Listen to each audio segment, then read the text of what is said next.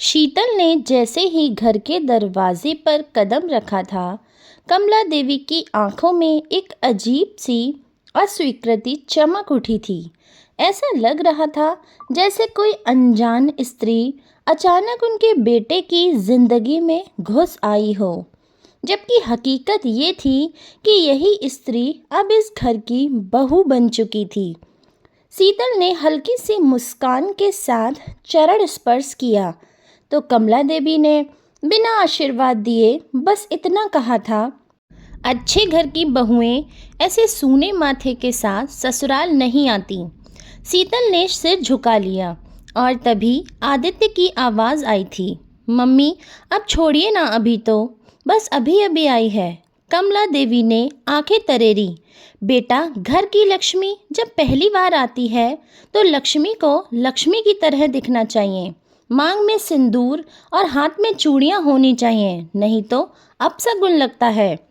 शीतल ने चुपचाप पर्स में से सिंदूर निकालकर माथे पर लगा लिया था, लेकिन उसकी आत्मा कहीं अंदर टूट चुकी थी।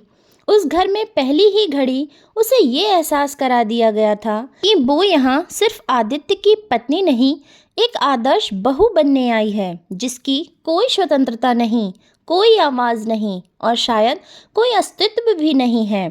अगले दिन सुबह 5 बजे ही कमला देवी की आवाज़ पूरे घर में गूंज उठी थी, बहू उठ गई क्या? पानी गर्म करना है, आदित्य को दफ्तर जाना है, उसके कपड़े प्रेस हुए या नहीं? शीतल घबरा कर उठी और बिना कुछ खाए रसोई में लग गई। दूध, चाय, सब्जी, नाश्ता, नल का पानी भरना और साथ ही साथ कमला देवी के तानों की झड़ी, ये सब रोज का सिलसिला बन गया था। शीतल पढ़ी लिखी थी, एक सॉफ्टवेयर कंपनी में काम करती थी। शादी से पहले उसने अपने दम पर सब कुछ बनाया था। एक किराए का फ्लैट भी था जहां वो सुकून से रहती थी। लेकिन शादी के बाद उसे लगा था कि अब वो परिवार में अपनापन पाएगी, मगर हर रोज उसके सपनों को एक एक करके रसोई के धुएं में घुटते हुए देखना अब उसकी नियति बनती जा रही थी। आदित्य उससे प्यार करता था, ये शीतल को विश्वास था, लेकिन वह कभी उसके पक्ष में खड़ा नहीं होता था। जब भी शीतल कोई बात कहती तो आदित्य कहता, शीतल यार, मम्मी को समझा करो, वो पुराने ख्यालों की हैं, अब तुम अगर थोड़ा एडजस्ट कर लो तो क्या बिगड़ जाएगा। धीरे धीरे शीतल को लगने लगा कि इस घर में उसकी कोई अहमियत नहीं है। हर त्योहार पर उससे उम्मीद की जाती है कि वो सुबह 3 बजे उठे, घर सजाए, खाना बनाए और सबके लिए मिठाइयाँ तैयार करे। लेकिन जब खाने की बारी आती है तो सबसे अंत में उसे बिठाया जाता था। जब कोई मेहमान आता तो कमला देवी कहती, ये हमारी बहू है, बहुत पढ़ी लिखी है, लेकिन घर गृहस्थी में ज़रा कच्ची है। और शीतल मुस्कुराकर चुप रह जाती थी। वो जानती थी कि उसका जवाब देना इस घर की मर्यादा के खिलाफ माना जाएगा। फिर एक दिन कुछ ऐसा हुआ जो शीतल की सहन शक्ति की हद को पार कर गया। ऑफिस से छुट्टी लेकर वो एक महत्वपूर्ण क्लाइंट मीटिंग के लिए तैयार हो रही थी। तभी कमला देवी ने कहा, बहू आज पूजा है, पंडित जी आ रहे हैं, खीर बनानी है और घर धोना है। शीतल ने कहा, मम्मी जी, मैंने आज पहले ही बताया था कि आज मेरी बड़ी मीटिंग है, मैंने बहुत मेहनत की है इस प्रोजेक्ट के लिए। कमला देवी गुस्से में बोली, नौकरी करनी थी तो शादी क्यों की? क्या हम तेरे नौकर हैं जो तेरी नौकरी के हिसाब से काम करेंगे? आदित्य बाहर से आया और जब शीतल ने उसका समर्थन मांगा तो उसने कहा, शीतल ये घर है, कोई ऑफिस नहीं है, यहाँ सबको मिलकर चलना होता है। तुम हमेशा अपनी नौकरी की ही रट लगाए रखती हो। उस दिन शीतल चुप नहीं रही। उसने पहली बार आदित्य और कमला देवी के सामने अपनी आवाज़ उठाई। कहा, क्या मेरी कोई पहचान नहीं है? क्या मैं इस घर में सिर्फ एक बहू हूँ? क्या मेरी मेहनत, मेरी पढ़ाई, मेरे सपने सब बेकार हैं? क्या सिर्फ इसलिए कि मैं औरत हूँ तो मेरी महत्वाकांक्षाएं गुनाह हो गई हैं क्या?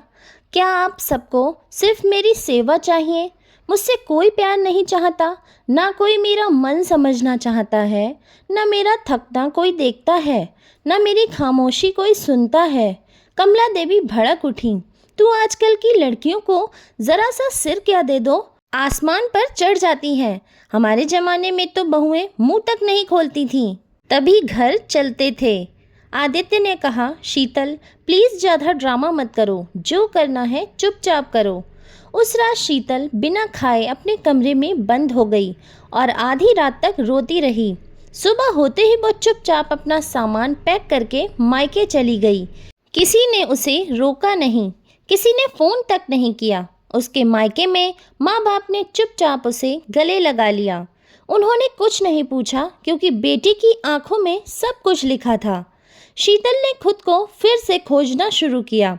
उसने दोबारा ऑफिस जाना शुरू किया, प्रोजेक्ट में जान झोंक दी और धीरे धीरे एक नई पहचान बनानी शुरू की। लेकिन उसकी आत्मा में अब भी एक रिक्तता थी, क्योंकि वो जानती थी कि उसने हार नहीं मानी है, लेकिन उसकी जगह किसी ने भी उसका दर्द समझने की कोशिश नहीं की थी। फिर एक दिन आदित्य का फ़ोन आया, शीतल घर लौट आओ, माँ बहुत बदल गई है। उन्होंने तुम्हारी बातें समझी हैं, अब तुम्हें वही बहू नहीं समझती बल्कि इंसान समझती हैं। शीतल चुप रही, लेकिन 3 दिन बाद जब वो लौटी तो दरवाजे पर कमला देवी खुद खड़ी थीं और आंखों में आंसू लिए बोली, बहू नहीं बेटा, तू अब इस घर की जान है। आज समझ में आया कि बहू बनने से घर नहीं बनते, एक इंसान को समझने से घर बनता है।